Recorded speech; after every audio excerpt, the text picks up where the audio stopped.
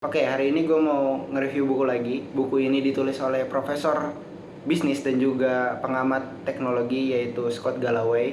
Buku ini cukup meres otak gue, jadi tonton sampai akhir supaya kalian semua tahu gimana dunia pasca Corona. Karena judul buku ini adalah Pasca Corona dari Krisis ke Peluang. Intro dulu.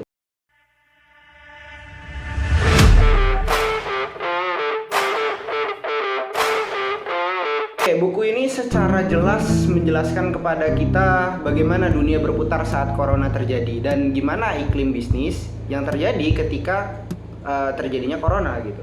Dalam buku ini Galloway itu nyoba jelasin kepada kita sudut pandang dunia saat pandemi, gimana dunia pekerjaan, gimana teknologi yang digunakan, dan juga gimana dunia tenaga kerja saat itu semua terjadi gitu.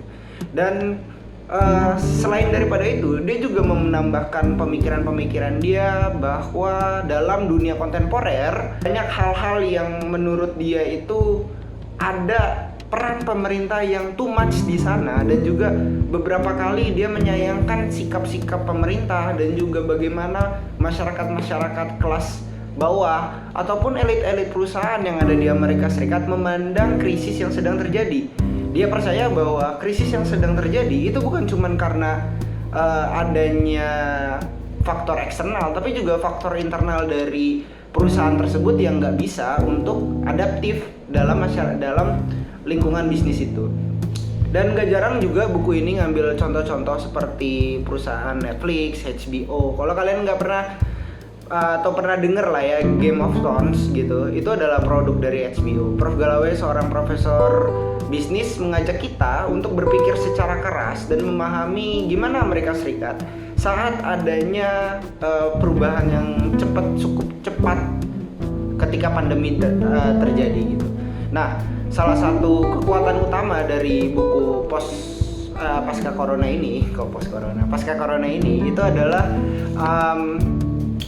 penulisannya yang tegas gitu. Penulisan dia itu penuh energi. Jadi kita diajak untuk berpikir dari awal sampai akhir. Jadi kalau misalnya kalian adalah tipe orang yang bisa ngabisin bacaan buku dalam satu hari, gue bisa pastiin kalian bakalan ngantuk banget karena seintens itu dia ngebawa kita dalam wahana adrenalinnya dalam buku ini, dan ngajakin kita nih ngerenung dan mempertanyakan yang gimana nanti dunia setelah corona terjadi, gimana dunia ini setelah adanya perubahan yang masif gitu. Dan dalam buku ini dia nggak ragu untuk ngebawain contoh-contoh dengan data-data juga.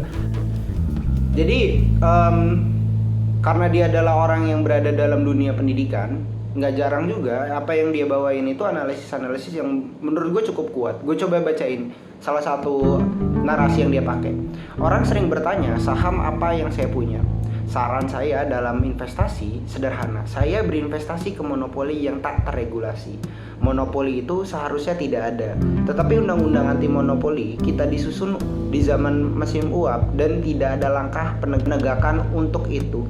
Perusahaan besar teknologi seperti versi abad ke-20, satu dari John D. Rockefeller atau Andrew D. Carnegie, dan dari kalangan kita tak ada orang macam Teddy Roosevelt yang begitu agresif menerapkan undang-undang anti monopoli untuk mengendalikan mereka. Mungkin ada, tapi bukan dari kalangan kita.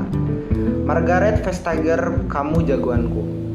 Bagaimana mereka melakukannya? Inilah rumusnya. Berinovasi, ciptakan kebingungan, dan eksploitasi. Monopoli perusahaan teknologi didasarkan pada inovasi. Amazon menemukan 1000 siasat untuk menjual dengan harga murah dengan mengantarkannya kepada Anda yang dengan cepat. Apple membuat ponsel yang jauh lebih bagus daripada produk-produk lain. Mereka menghabiskan dasawarsa berikutnya dengan menuntut persaingan ke jalur hukum, sementara mereka terang-terangan mencuranginya. Google paham bahwa unsur kunci dalam mesin pencari adalah pemanfaatan tautan, dan Facebook membuat media sosial menjadi jaringan sosial. Semua perusahaan ini mampu memahami gerak zaman yang sebelumnya membingungkan dan melaju cepat mendahului siapa. Secara jelas, buku ini memang mengambil tema corona, menyampaikan argumentasi yang dia bawa. Tapi dari argumen-argumennya dia, point of view-nya bukan hanya dari segi corona itu sendiri. gitu. Dia menjelaskan bahwa adanya perusahaan-perusahaan besar yang sekalipun tidak ada adanya corona, kita akan tetap sulit untuk melawannya gitu. Perusahaan-perusahaan seperti Facebook atau perusahaan-perusahaan seperti Apple atau perusahaan seperti Amazon akan sangat sulit untuk dilawan juga.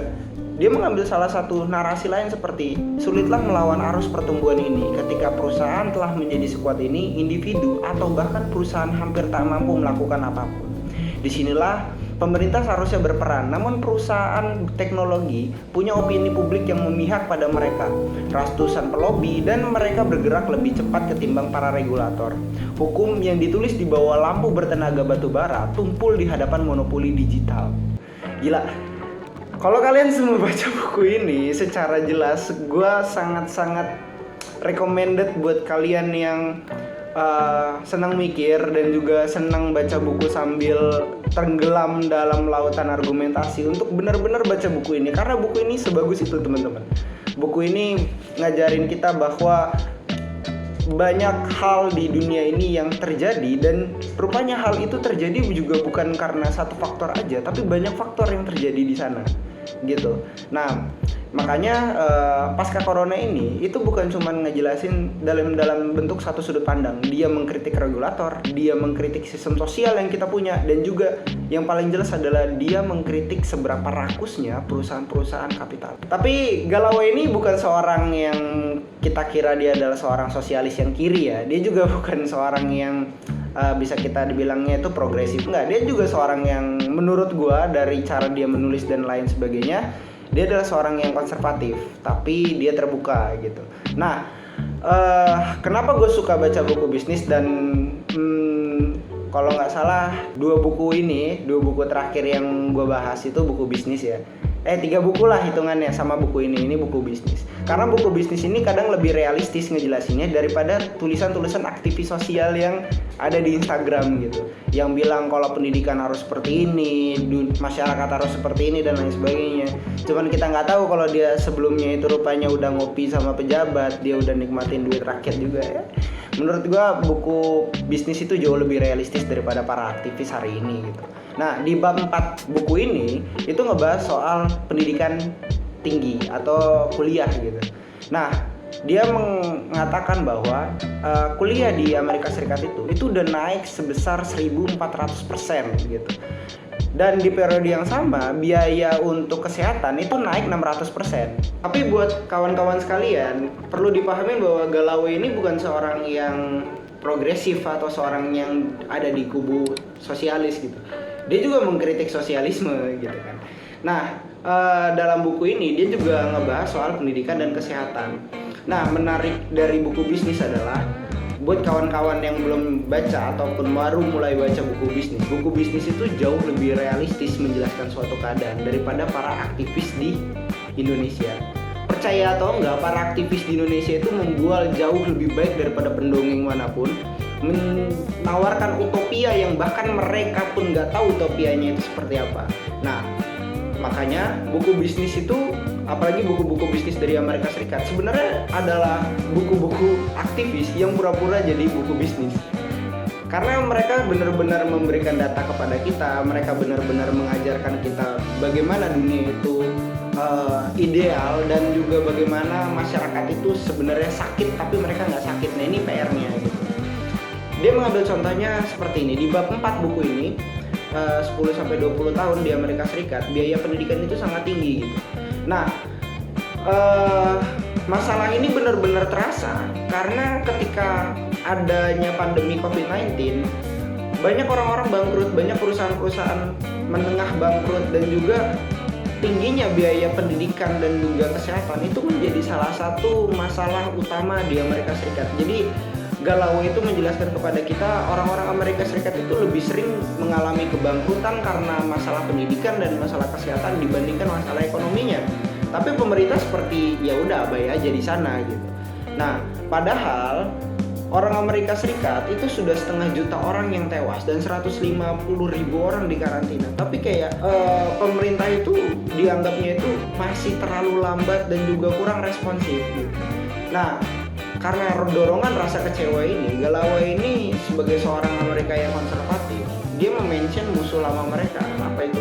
Sosialisme. Galloway ini adalah seorang yang cukup beringas dalam memberikan pandangan soal sosialisme. Ketika dia menganggap ya memang ketika kapitalisme gagal, sosialisme itu adalah antitesis untuk mengkritik kapitalisme yang terjadi di budaya Amerika Serikat. Namun dia memandangnya seperti ini. Menurut Galloway, selama 40 tahun Amerika Serikat menjalankan kapitalisme, ketika adanya krisis, entah itu krisis 9/11 atau krisis 2008 ataupun krisis-krisis lainnya yang mendorong adanya gerakan ke sosialisme yang berorientasi pada komunitas, ada hal yang menurut dia itu menjadi kegagalan yang struktural, yang akhirnya sosialisme bukannya menjadi sebuah obat, malah membuat masyarakat Amerika itu menjadi seorang yang menderita penyakit kronis. Kenapa hal ini bisa terjadi?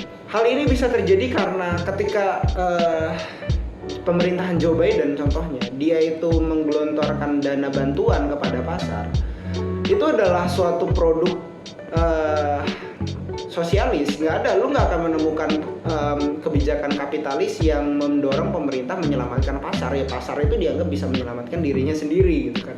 Tapi sosialisme mendorong pemerintah membuat kebijakan fiskal untuk menyelamatkan masyarakatnya atau menyelamatkan pasarnya gitu. Nah, Galloway itu berpendapat ketika kamu menjalankan suatu gerakan sosialisme tapi mental kamu masih seorang kapitalis, akhirnya ramuan ini menjadi racun karena alih-alih melindungi kaum rentan, kaum pekerja, bantuan ini diberikan untuk melindungi kelas pemegang saham, melindungi kelas eksekutif, dan membiayai hutang yang harus dibayar oleh masyarakat mendatang.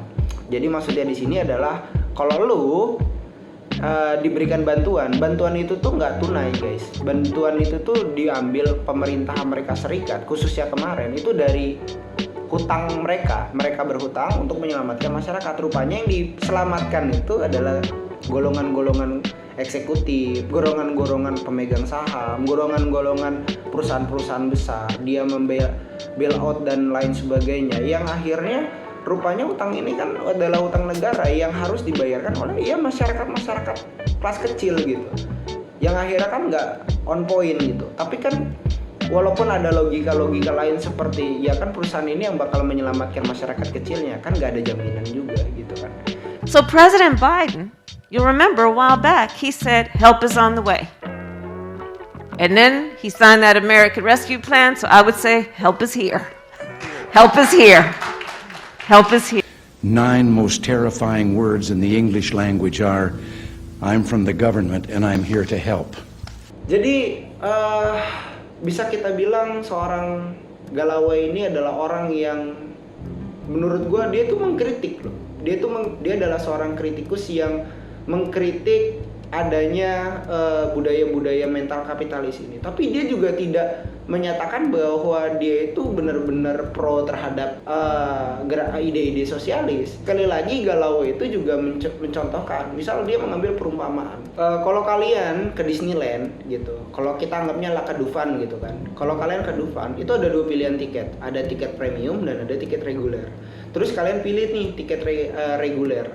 Lalu lihat rupanya yang premium itu diutamain ketiap naik wahana, dia bisa nge-shortcut dan lain sebagainya.